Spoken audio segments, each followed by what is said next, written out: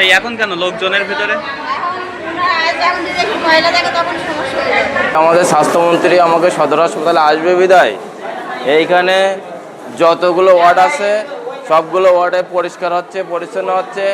আজকে আসবে বিদায়, আর যখন না আসে তখন কোনো পরিষ্কার পরিচ্ছন্নতা হয় না।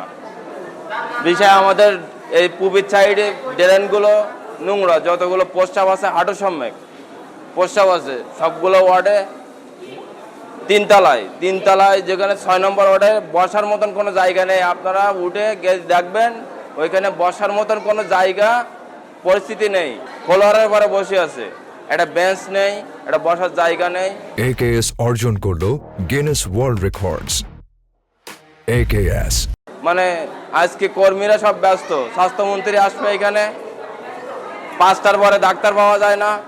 এইখানে 5টার পরে হাড় ভাঙা রোগী আসুক, আল্ট্রাসাউন্ড আসুক, বাইরে ক্লিনিকে যেতে হয় আমাদের। টিউবওয়েল নষ্ট, পানি আনতে যাচ্ছে আর কিনে খাতি হচ্ছে পানি। আমরা হচ্ছে ভ্যান চালক, দিনমজুর, আমরা কিভাবে কিনবো পানি? এইখানে সব কিছুই দুর্নীতির পরে চলতেছে। মন্ত্রী আসবে তাই?